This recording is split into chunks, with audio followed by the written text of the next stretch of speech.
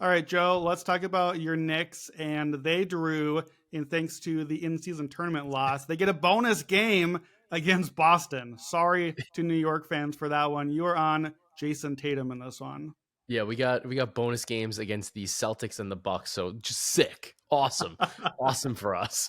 But look, Tatum, this points line I think is just too low. It's 25 and a half.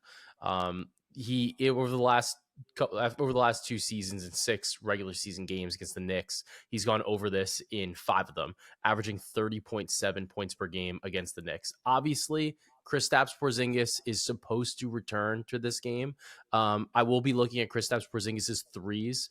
So there is no line out at this point in time, or I didn't see a line out at the time of this recording. He absolutely mashes threes against the New York Knicks. Like, just bet it. Forget it. It's going to come out at 1.5. It's going to be, it might even be like minus 110 because he's coming back off of injury.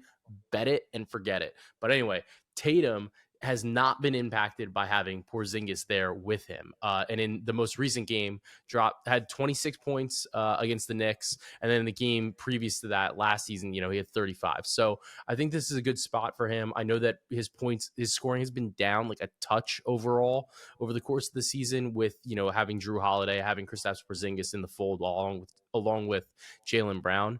But Tatum is too good of a scorer. The Knicks don't really have like a great defensive option to throw at him. Like you might see a little bit of time with Randall, or like him having to defend Randall, who's in his like, I don't even know what's going on right now with Randall. Like, the guy just couldn't miss the other night. So we'll see what happens there. But I think this line is just a touch too low for a guy that has incredible usage and can kind of get into the teeth of the Knicks defense in a way that the other guys on the Celtics can kind of struggle to with some of the other Knicks, like guard play and the wing defenders like Josh Hart. So I like Tatum over 25.5. Yeah, we were chatting just before we hit record here, trying between the three of us to figure out why is this Tatum line so low.